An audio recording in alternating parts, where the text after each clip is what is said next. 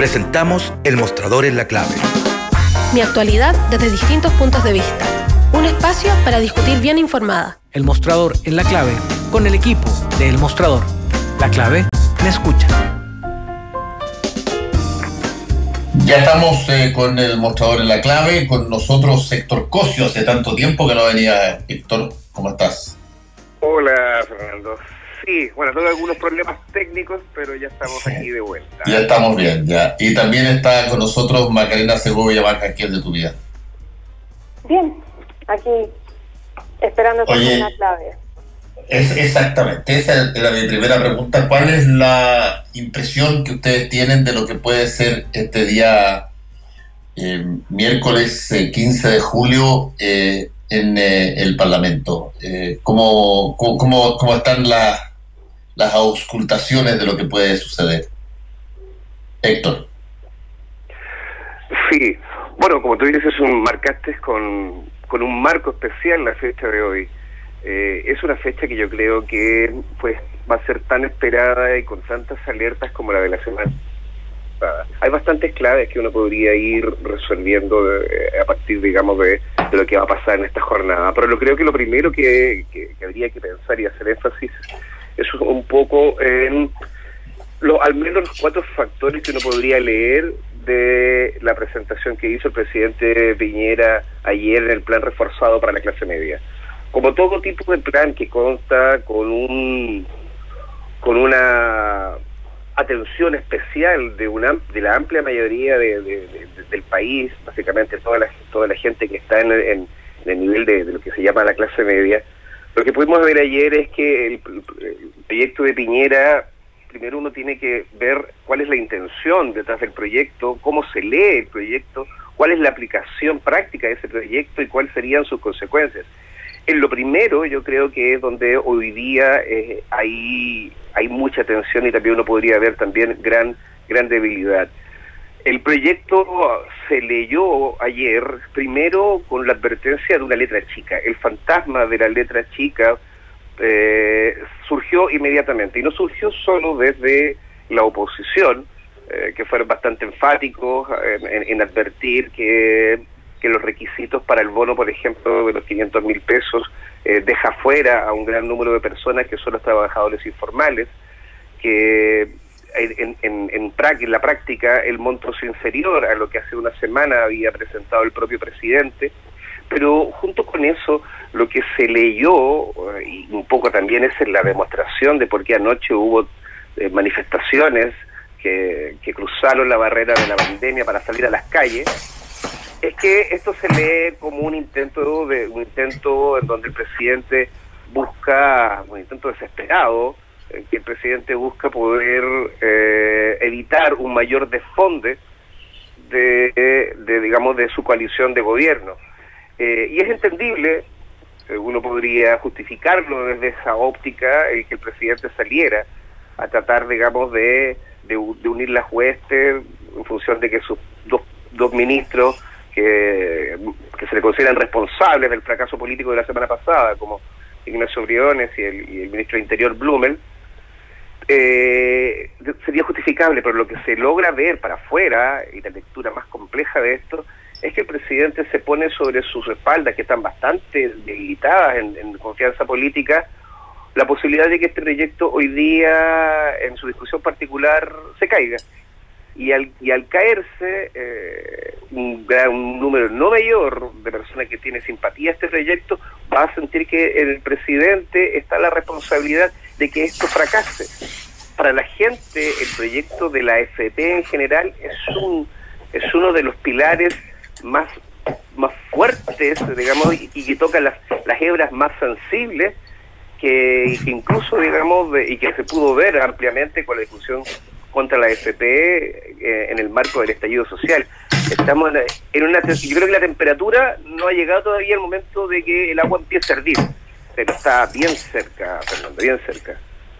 Vaca, ¿tú cómo ves lo que va a pasar hoy día? Bueno, está bien abierto el panorama, al menos yo lo que pude reportear hasta ayer en la tarde, hasta que cerramos la nota que está publicada hoy día en el diario, que le hicimos con Hernán Leighton. lo que podía ver era que al menos al interior del gobierno estaban muy confiados con que habían logrado dar vuelta a 4 de los 13 votos y que al menos habían logrado generar una abstención, no necesariamente un rechazo al proyecto, pero sí una abstención que, si uno lo traduce en un resultado final, se suman a los rechazos. Pero después de la noche con el caceroleo masivo que hubo, yo hablé con varios parlamentarios tarde, como para preguntar más o menos qué es lo que había pasado con el sentir ciudadano, por decirlo de alguna forma, si es que eso los había llevado a cambiar quizás el voto que tenían definido, y varios me dijeron que habían entrado de este grupo de los 13, me dijeron que habían entrado en un estado de recepción distinto al que ya tenían unas horas antes.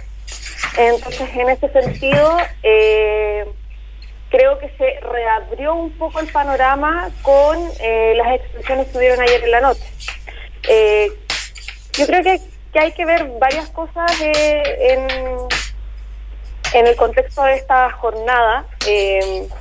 Primero, bueno, como decía Héctor, la respuesta que tiene el presidente Sebastián Piñera, bueno, cuando él se pone a la cabeza de las negociaciones, muy a diferencia de lo que pasó el año pasado en las negociaciones, por ejemplo, con respecto al proceso constituyente, en donde él da cuenta de que su imagen puede traer muchos problemas y se da un paso al costado y deja que Blumel dirija las negociaciones con los partidos políticos y llegan al acuerdo del 15 de noviembre. A diferencia de eso, toma la delantera, saca él adelante las negociaciones, llama a muchos de los parlamentarios de esa bancada de los 13 y algunos votitos de esos 25, o sea, de esos votos que estuvieron en abstención en la última pasada, para poder confirmar que se mantengan en abstención y no se les escape hacia el apruebo, y a estos 13 votos que aprobaron la semana pasada, a varios de ellos los llamó personalmente para poder conversar en una tecla mucho más emocional que en esa tecla coercitiva que denunciaron la semana pasada algunos diputados del ministro Briones y del ministro Blumel. En ese sentido, si el presidente puso toda su jineta en esto, y hoy día se da vuelta el panorama que tenían perspectivado al menos al interior de la Moneda hasta ayer en la tarde antes del cacerolazo, va a ser un gran golpe, teniendo en cuenta que el presidente fue el que puso la cara.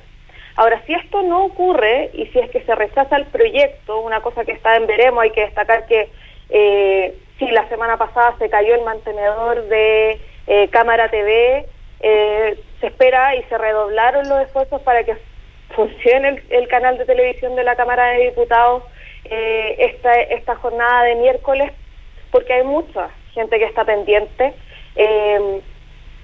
Si esto finalmente se rechaza, el gobierno de una u otra forma va a tener quizás un triunfo simbólico que en ningún momento va a significar un alivio real a los conflictos, por un lado, que tiene con el sentir ciudadano, porque todavía se ve claramente en la encuesta de Pulso Ciudadano que saca Activa, que el sentir ciudadano está a favor del proyecto y en contra de la medida que él anunció de este nuevo paquete para la clase media anunciado ayer. Entonces se le abrió un flanco por ahí, aún más fuerte del que tiene, pero por otro lado esto tampoco va a alivianar el caos interno que ha generado, por un lado, el denominado lobby feroz que le han dicho al interior del Congreso, que ha generado el equipo del presidente Sebastián Piñera, del comité político, con las bancadas parlamentarias, y que ha generado un clima de crispamiento distinto al que había una semana atrás, cuando por ejemplo teníamos a la UDI denunciando que había falta de carácter por parte del ministro Blumel.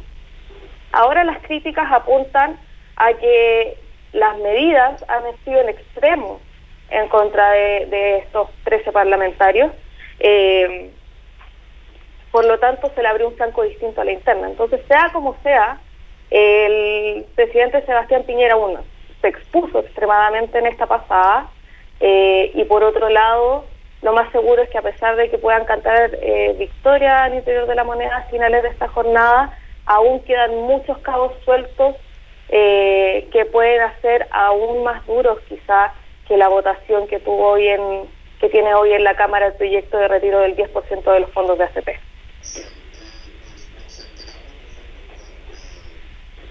Boca de un parlamentario, de Andrés Celis, de Renovación Nacional, que se estaba produciendo una situación que incluso sería interesante de verla desde el punto de vista de su legitimidad penal. Las ofertas a veces para tratar de convencer a algún parlamentario para que cambie su voto o vote de una determinada manera, tienen que, existen siempre, pero tienen que tener algún viso de legalidad, tienen que tener alguna situación que no implique un acto de corrupción.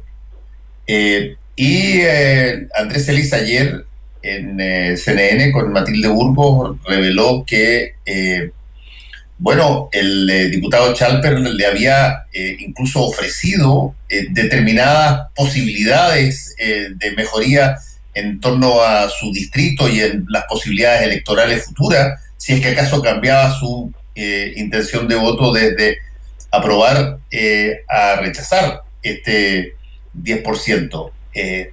Eso es algo casuístico. ¿Cómo lo ven ustedes? Porque estamos hablando aquí de gente que se conoce, que forma parte del mismo partido.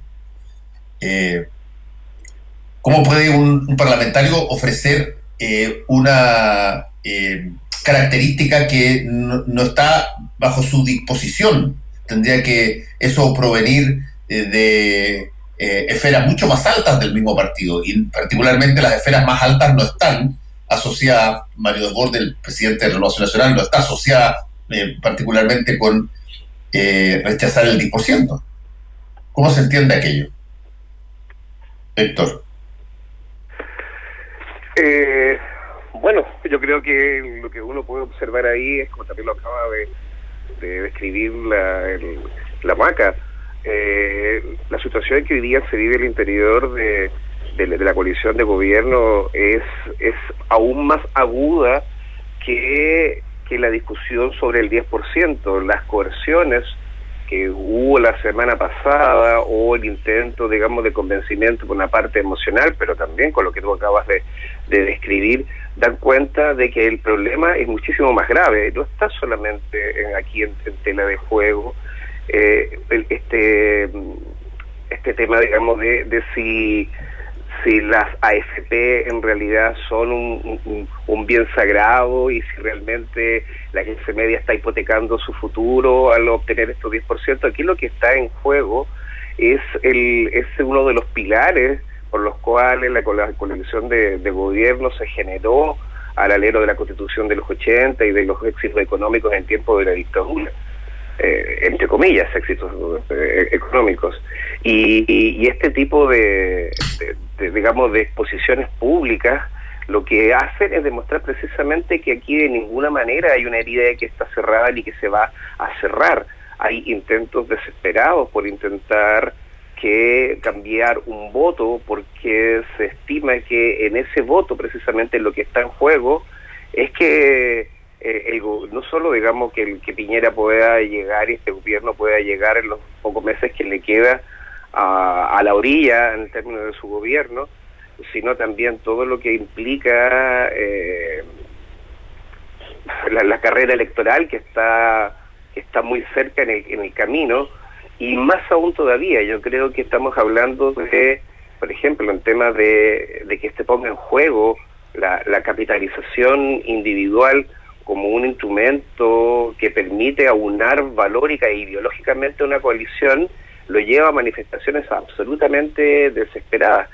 Y claro que yo creo que en el caso de una opinión personal, pero en el caso de Chalper, esto no juega con colores propios. Recordemos que él quiere ser también el presidente de la Renovación Nacional. Es la oposición de Mario Desbordes, que reúne también a un grupo de duros de Renovación Nacional.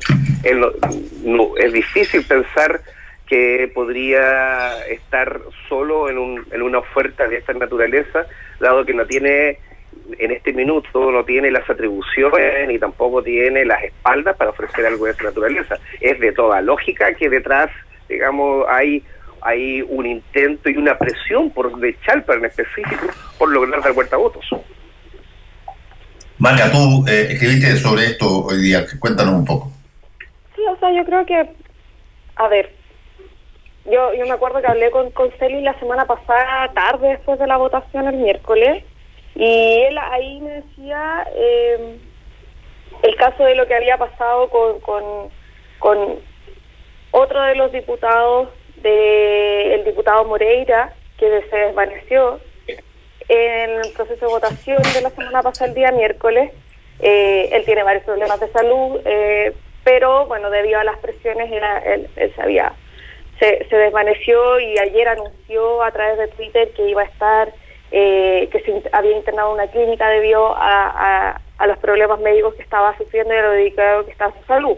Que hay que decir, hay un voto que no se sabe si es que va a estar vía telemática hoy día, o si es que finalmente va a poder asistir a la sesión, o que va a estar por licencia médica y no va a poder votar, lo cual no afecta al quórum y sigue manteniendo la necesidad de los 93 votos. Pero más allá de eso, yo creo que hay que tener en cuenta y no hacer como vista gorda a como un estilo de política que de una u otra forma se ha cimentado en los últimos años, y al menos que yo he podido ver en los años que llevo reporteando, en mis cortos 5 años que llevo reporteando política, que de una u otra forma se traducen constantemente en que el pirquineo de votos va acompañado muchas veces de conversaciones de otro tono, como por ejemplo el decir, hey, es muy factible que tú no tengas todo el respaldo del partido si es que vas a ser candidato o candidata a diputada, diputado nuevamente. Recuerda que estás en año, que estás a puertas de entrar a un año electoral, que quizás, porque claro, dicen Chalper no tiene la jineta, pero Chalper no está solo. Chalper es parte de un grupo importante de RN que está dirigido por Andrés Alamán. Eso no hay que olvidarlo. Entonces, en ese sentido, a mí no me causa extrañeza el tono de la conversación que puede haber tenido el diputado Chalper con otros parlamentarios. Ahora, yo creo que esto es materia de una investigación judicial en ese sentido, y el diputado Andrés Celis va a tener que presentar las denuncias correspondientes o se abra una investigación de oficio en fiscalía. Pero a mí ayer me parecía muy extraño, por ejemplo, que Daniel Manfuri en Twitter, que es como uno de los nuevos pensadores dentro del mundo de la derecha, académico de la Universidad de los Andes, decía: políticos descubren la política. Yo creo que eso da cuenta de que esto es una política arraigada dentro del sistema, y que no hay que hacer vista gorda con eso, ni decir, hoy mira lo que está diciendo Andrés Celis, que por lo general también el diputado tiende a hablar bastante también, a diferencia de otros parlamentarios. Él tiende a decir las cosas un poco más de frente. Y Cristian Valdivieso le responde que no hay que homologar la mafia a la definición de la política, a Mansul. Entonces creo que ahí hay una discusión importante que no hay que decir, no entiendo cómo esto está ocurriendo, o que solamente esta situación se acota a la conversación con respecto al retiro del 10% de la AFP. Claramente ha sido mucho más fuerte. Hay muchos parlamentarios que guardaron silencio, que dijeron: nosotros no vamos a hablar, estamos en periodo de recepción hasta recibir el proyecto que establecía el gobierno para protección de la clase media, y que dijeron: nosotros no vamos a hablar hasta eso. Pero eso también respondía a una petición expresa desde el Ejecutivo a que por favor guardaran silencio, que esperaran, y eso también es parte de esta lógica de tratar de mantener a las huestes ordenadas. Ahora, yo lo reitero, lo que dijo ayer el diputado Celis es fuerte, pero no es una realidad que se desconozca, y decir que eso ocurre solamente en este contexto y asombrarnos, creo que es un poco decir que estuvimos mirando para el lado todos estos años. No, yo no me hago el ingenuo respecto de muchas de las cosas que puedan haber pasado en este sentido en todo tipo de gobierno. Lo que planteo es que aquí normalmente uno este tipo de cosas las conocía porque un un sector denunciaba al otro sobre una determinada materia. Aquí estamos hablando de un reconocimiento dentro de la propia coalición de gobierno por parte de un diputado respecto de una situación con pelos y señales. Eso, como estamos viendo montones de cosas que pasan relativamente en forma inédita, me parece a mí que es de alguna manera otro síntoma más de la situación interna. Digamos, estas son de las típicas cosas, además, Maca, que uno no revela. Que sabe que pasan, que tiende a revelar esto igual.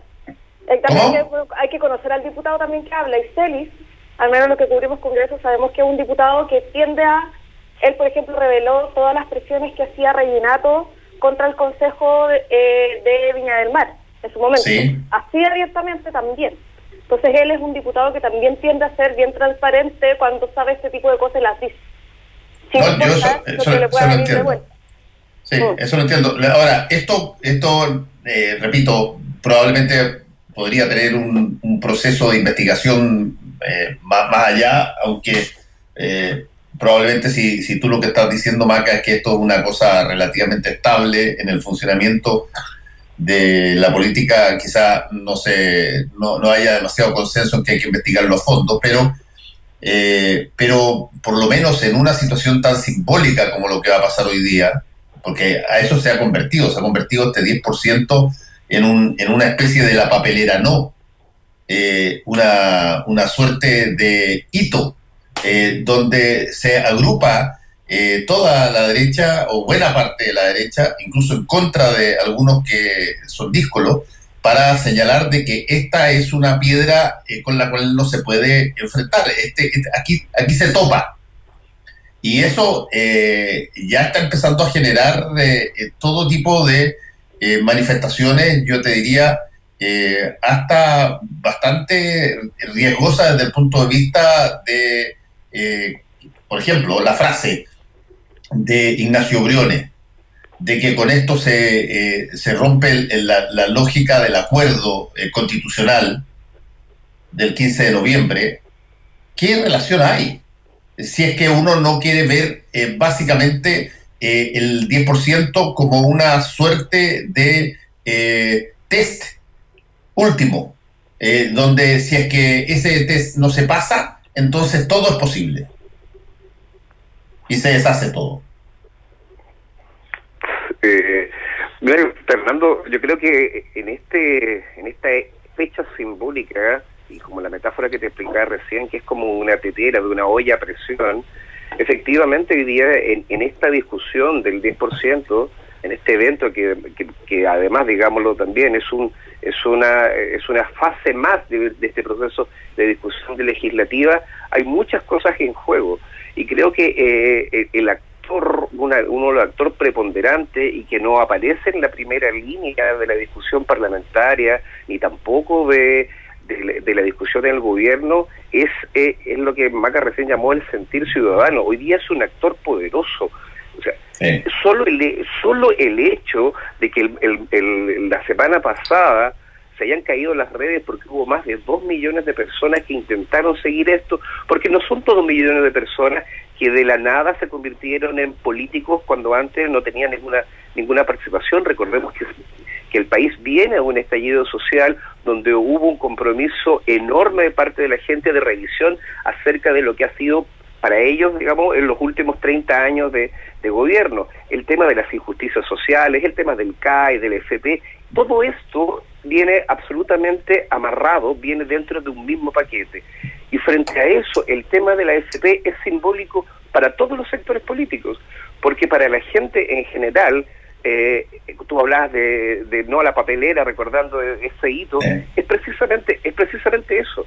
Hoy día el tema de la FP se entiende, digamos, como el elemento de desigualdad mayor. La gente en los hechos recibe una pensión muy mala, mientras la forma de capitalización de estos recursos de la FP hace, por ejemplo, que funcione el sistema.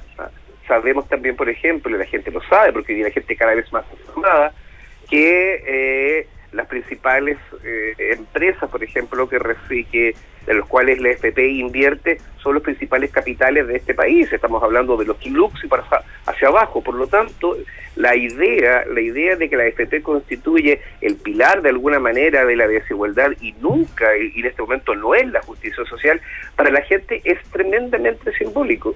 Y si hoy día pasa cualquier cosa, aún sabiendo que si se cae este proceso, esta parte del proceso legislativo, esto va a continuar, va a significar para la gente, digamos, que se le dio la espalda y quienes van a ser los responsables que de dar la espalda a este sentir amplio ciudadano. Es la clase política representada primero por el presidente de la República y seguido por todos aquellos diputados que, entre maneras de ser, digamos, buen chileno, se darían vuelta la chaqueta en el último minuto, que votaron a favor y que ahora voten en contra y que esto se haga caer. Eso va a ser un sentir muy fuerte. Es simbólico desde ese punto de vista, pero para la derecha también es extremadamente simbólico, porque significa que se le empiezan a derribar los pilares por los cuales ellos mismos crearon su edificio. Un edificio que, digamos, que se ha sentido saludable y que se mostró como una torre, como la torre de Pullman mirado de Santiago.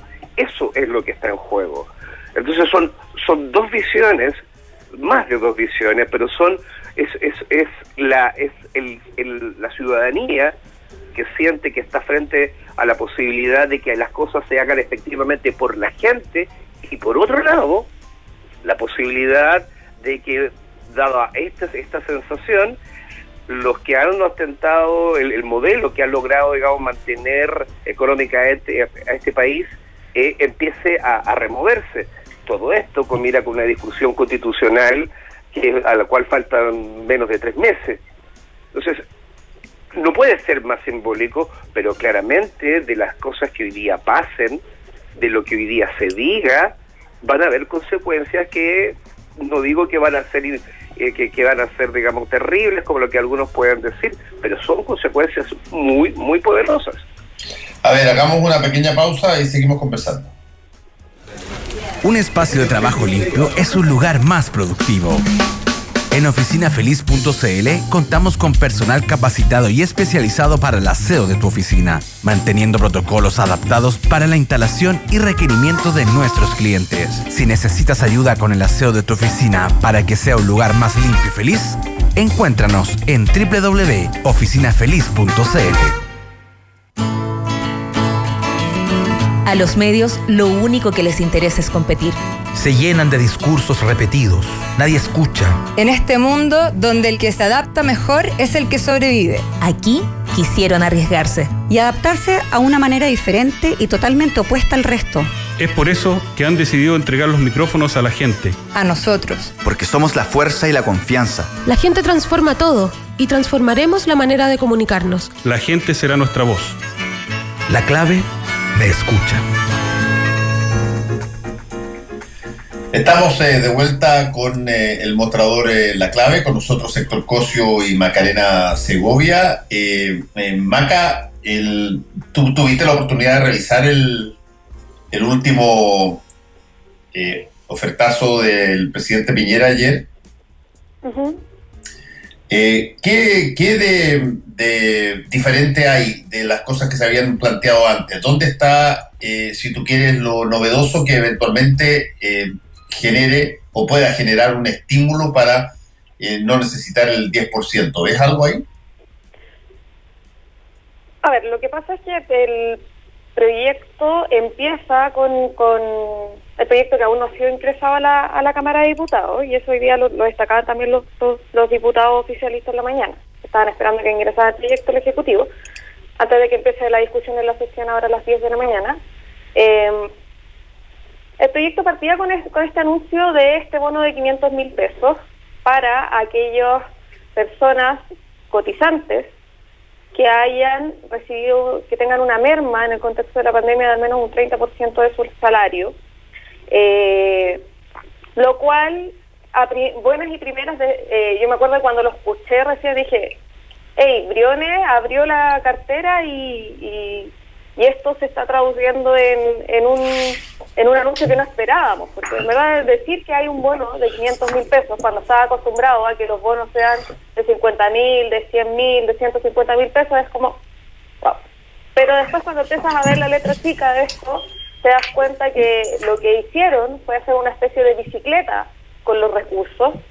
Se ampliaron varias de las cosas que se habían anunciado antes, como por ejemplo el tema de la postergación del pago de las cuotas de los créditos hipotecarios, el crédito que se otorga, el crédito blando sin interés que entregaría la Tesorería de la República para la clase media, se amplía su pago a 3 años y no a 2 como antes. Pero te das cuenta que, por ejemplo, si ese monto de crédito antes era de 2,5 millones, ahora tiene un tope de 1,9. Entonces, ¿qué es lo que pasó con el resto de esa plata? O sea, esos 600.000 pesos menos se traducen de una u otra forma en este bono que va a ser entregado a una población muy estricta y muy pequeña dentro de esa misma denominada clase media o capas medias. Y ese bono, y a mí lo que me explicaban un poco al interior del Ejecutivo, era que cuando se optó por entregar el crédito por parte de la Tesorería de la República y se estableció un margen de 2 años para recién empezar a recuperar esa plata, este gobierno ya la había dado como por perdida, de una u otra forma, porque no se sabía cuánto de eso se iba a poder recuperar o no.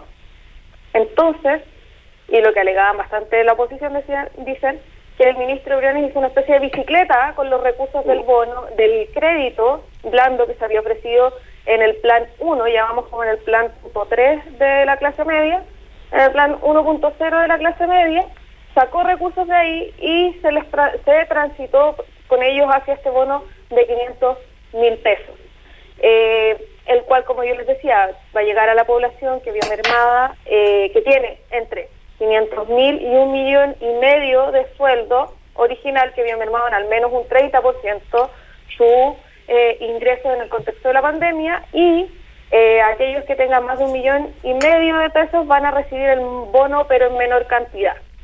Entonces, esa novedad muy potente que se escuchó en un principio y que después además no fue bien explicada por el propio mandatario, porque todos quedaron con la sensación de ¿me va a llegar o no me va a llegar el bono?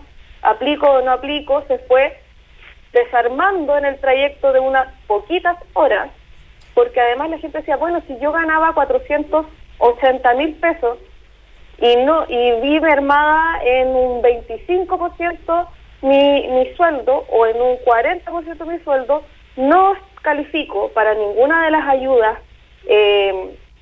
por ejemplo, del IFE 1.0, de las ayudas focalizadas en el 70% de la población más pobre, pero tampoco califico por ganar 20 lucas menos de los 500.000 pesos que establece. Entonces, que es tan acotado y es tan delgada la línea entre las personas que ganan 490.000 pesos y 500.000 pesos, o 450.000 pesos y 500.000 pesos, que se desinfló. Ahora, algo que no estaba, y que es una demanda que se levantó desde marzo, lo que se hizo fue suspender o aplazar, por decirlo de alguna forma, el pago del crédito con aval del Estado durante 3 meses. Eso no estaba antes. Y eso se agregó en el paquete de ayer. ¿Y se agregó para todas las personas que son que tienen ese crédito? Pero que tengan dificultad económica. Es que en la minuta de Hacienda que se entregó ayer en el Congreso no queda muy claro, porque el proyecto todavía está en construcción. Entonces hay que esperar a que venga el proyecto de ley con el informe de Hacienda adjuntado hoy día para ver un poco bien ese detalle en cómo también van a determinar si es que quiénes van a hacer y quiénes van a recibir ese beneficio o no con respecto al CAE. Pero a mí me daban a entender que la idea es que fuera como para todos, porque finalmente esta cuota va al final de los 20 años, entonces va a tener que pagarle igual. En vez de pagar 20 años, vaya a pagar 20 años y 3 meses. Entonces, en ese sentido, eso se le puede rescatar al proyecto que no estaba antes y que había sido una petición expresa por parte de al menos 3 parlamentarios de los 13 que habían votado a favor. Además, la diputada Erika Olivera sale como celebrándolo ayer también después del anuncio del presidente. Entonces, lo que da a entender que podría esto también incidir en su votación. Pero eso es lo que se puede rescatar, porque los otros son ajustes muy puntuales con respecto al proyecto, como por ejemplo extender en los meses que se abarcaba originalmente a la gente que estaba con problemas para pagar el crédito hipotecario, que antes eran 29 días, después no eran 60, ahora se establecen 90 días.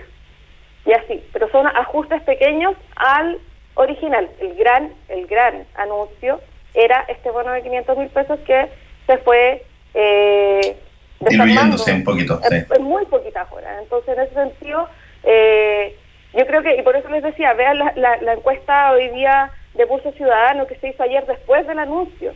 Sí, hay un punto, Maca, y Héctor, que de alguna manera también creo que sería interesante de considerar, porque ya se tiene básicamente una serie de ofertas arriba de la mesa. El del proyecto de clase media que se tiró originalmente hace algunos días, el 10%, y tienes ahora este nuevo.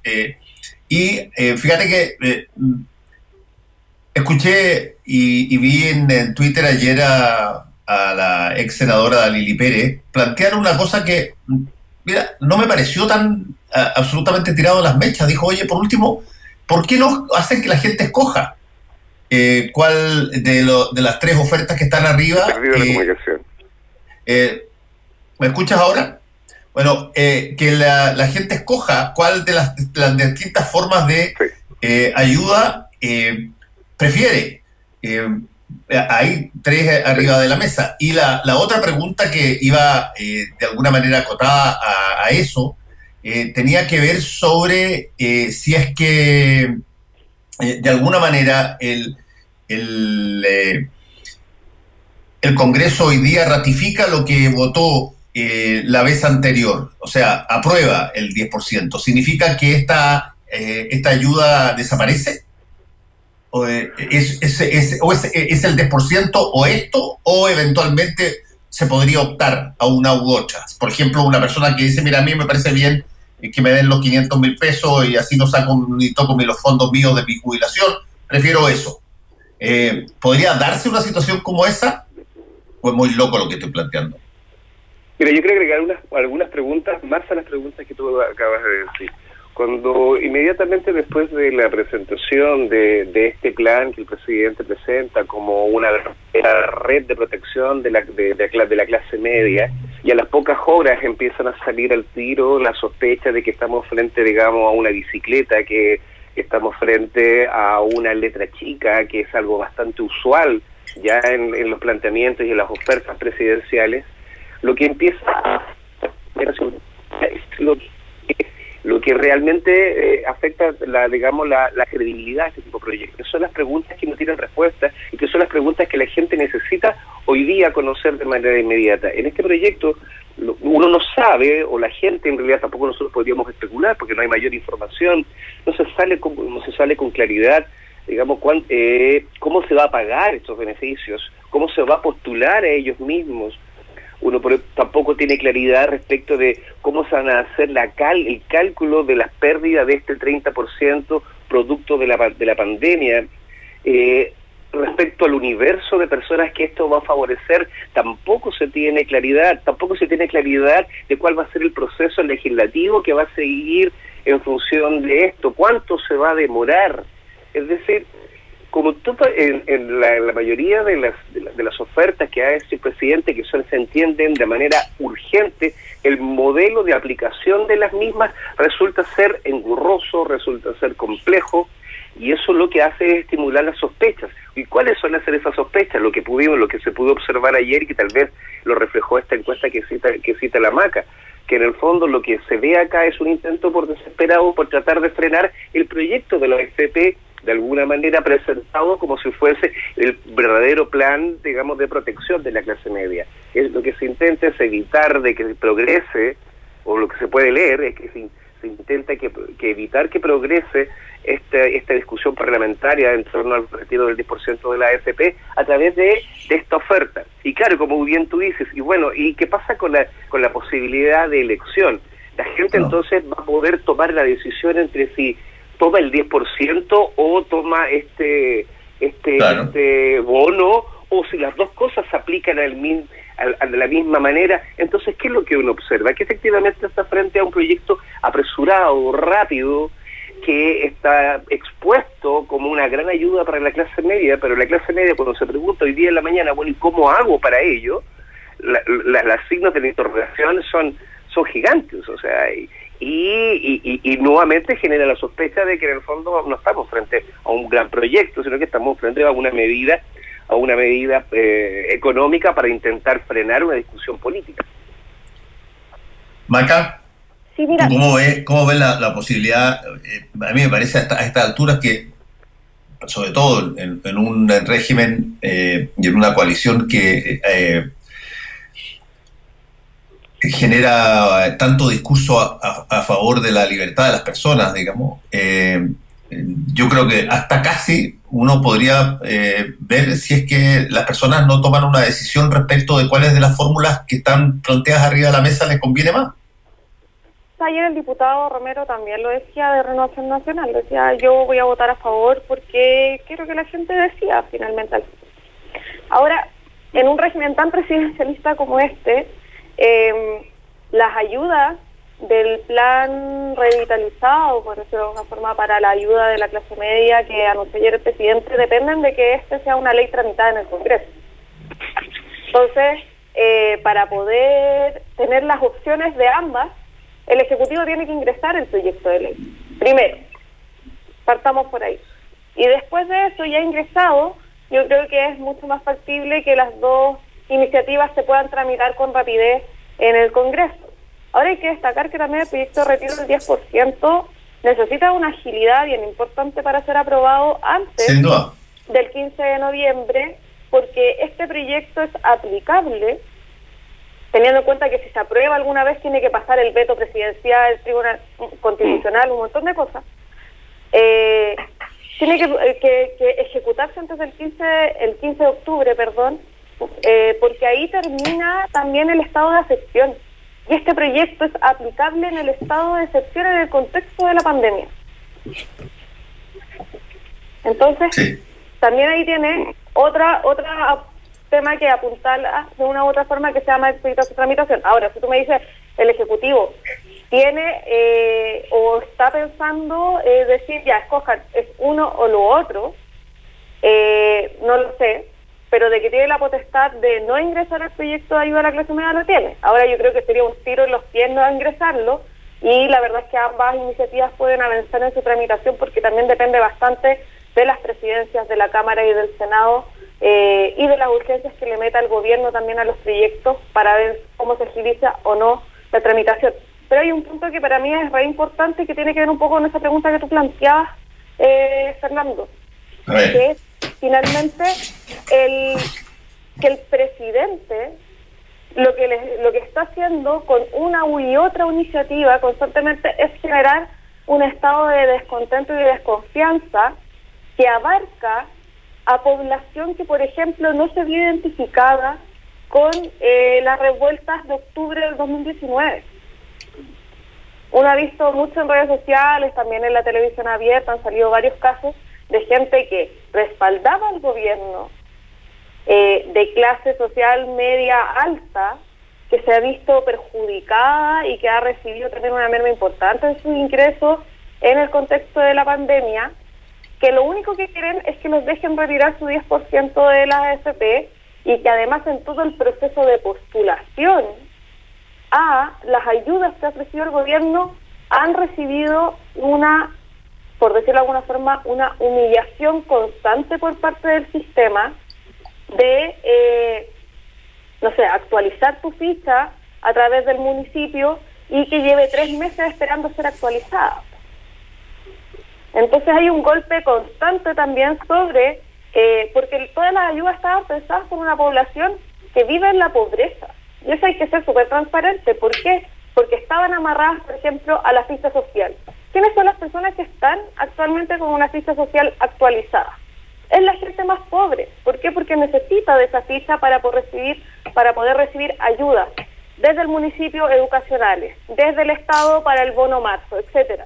Entonces, todas las ayudas que dependen de ese tipo de instrumentos estatales o burocráticos también, estaban pensados por una población que tiene una precariedad grande a nivel de recursos. Entonces, cuando la crisis financiera se amplía a las capas medias, que no necesariamente están burocratizadas dentro del sistema, porque, por ejemplo, hay casos de gente que está cesante hace 3 años y nunca ha actualizado su ficha, por ejemplo, porque no lo ha necesitado quizás, pero en este contexto quizás el soporte de la casa se ha visto perjudicado y tienen que actualizar su ficha. Pero si la ficha está 3 meses esperando ser actualizada, claramente cuando ves en la esquina la oportunidad de poder sacar el retiro de los fondos, teniendo conciencia de que quizás va a perjudicar tu pensión a futuro, tú dices, bueno, si voy a seguir 3 meses más esperando a que me actualicen la ficha, ya que el Ministerio de Desarrollo Social ejecute un programa un poco más eficiente y no tan burocrático para poder hacer llegar las ayudas, prefiero sacar el 10%. Entonces, también hay un sentir ciudadano que yo creo que no estaba dentro del margen que estaba visualizando el gobierno, en donde decía, sí, hay mucho descontento, pero ese descontento se asocia también con aquellos que se movilizaron hace unos meses atrás. No, ahora hay un descontento de un grupo importante de personas que lo más seguro es que respaldó al gobierno de Sebastián Piñera, que votó por Sebastián Piñera y que con el manejo de la pandemia, no solamente por la falta de transparencia, sino que también por la viabilidad de entrega de ayudas, se ha visto profundamente perjudicado. Entonces, creo que ese es un punto que el gobierno no tenía en mente y que ahora ha empezado también a mostrarse con los resultados de las encuestas, etcétera.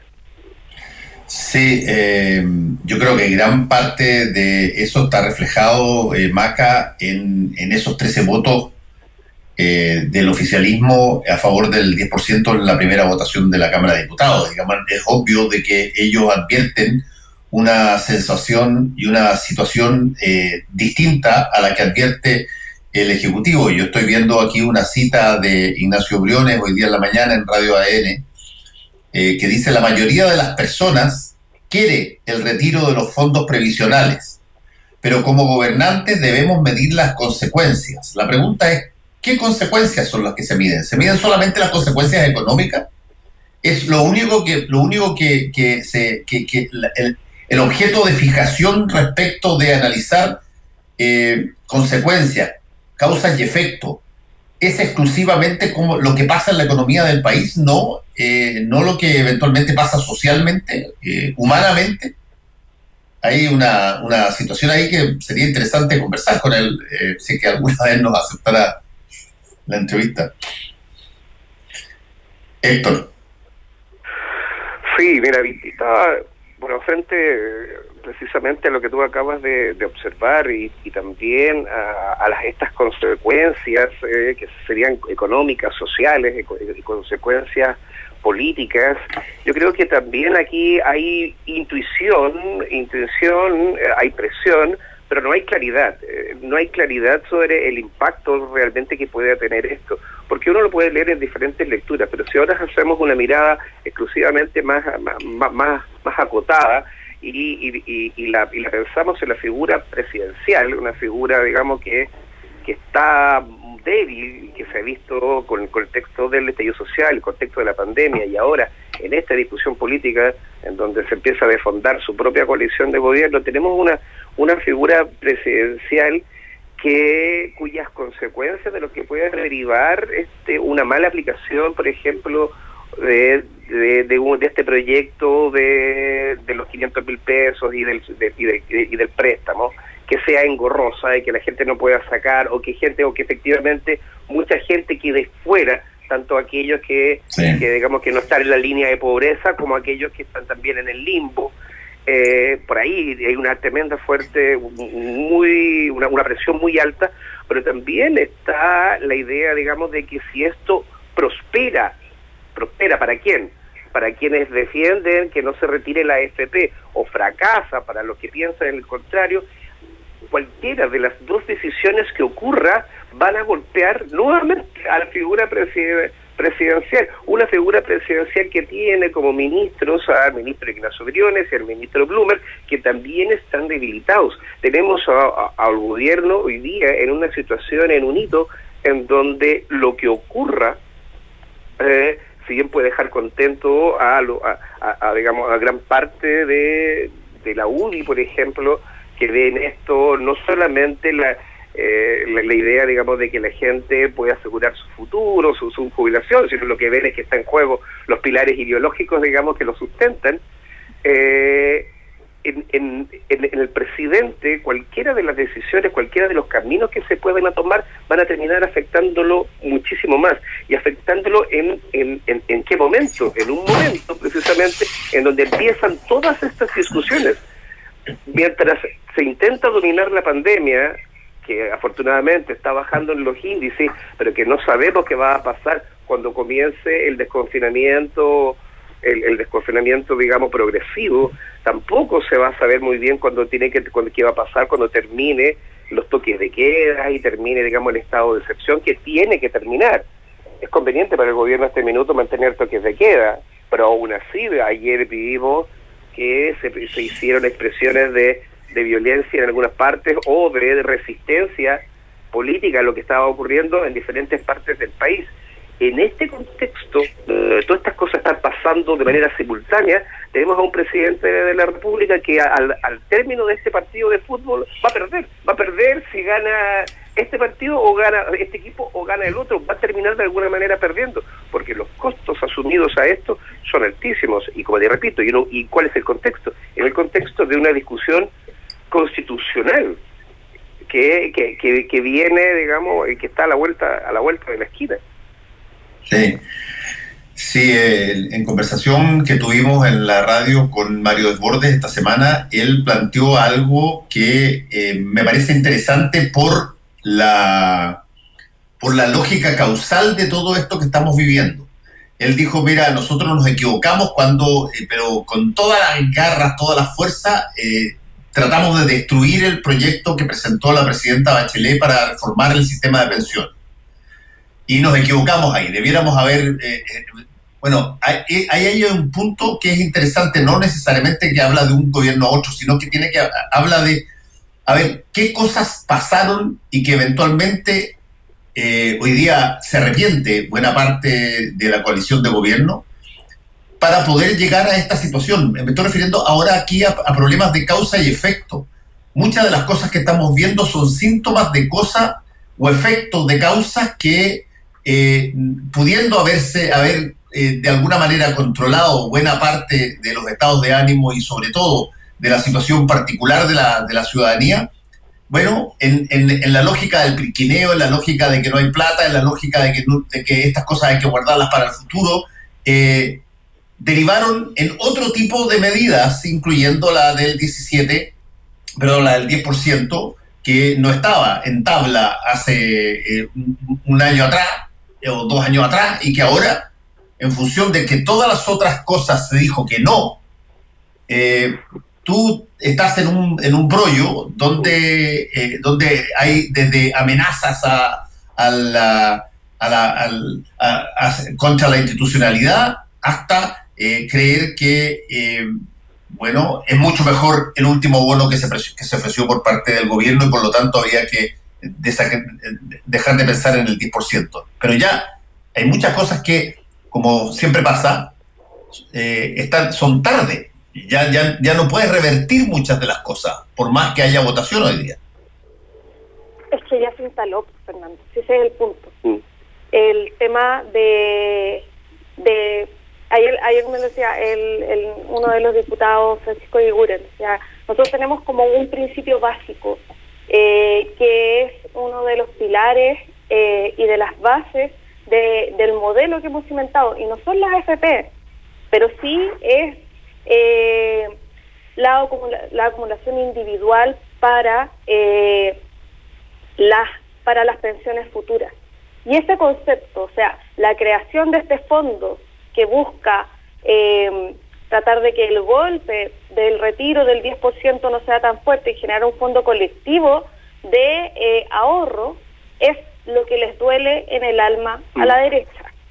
Y eso es lo que se intenta frenar hoy día, por todas las vías posibles, porque la instalación de ese fondo de ahorro comunitario lo que hace es cambiar el paradigma estructural del ahorro para la previsión a futuro.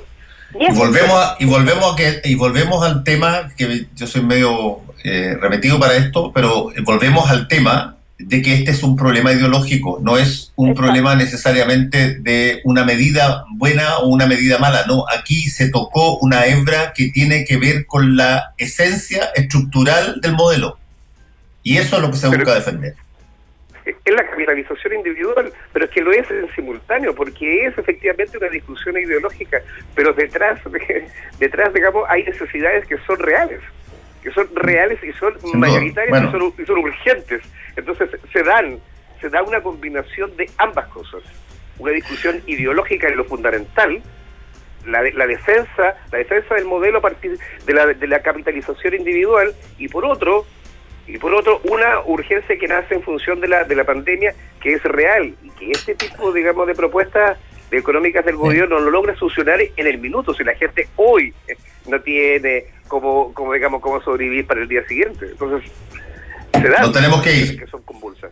No tenemos que ir. Muchas gracias a Héctor Cosio, gracias a ti también, Maca Segovia, que te vaya bien, cuídese. Chao, que estén bien. Chao. Actualidad con ojo crítico. La información desde distintos puntos de vista. Fue El Mostrador en La Clave, con el equipo de El Mostrador. La Clave me escucha.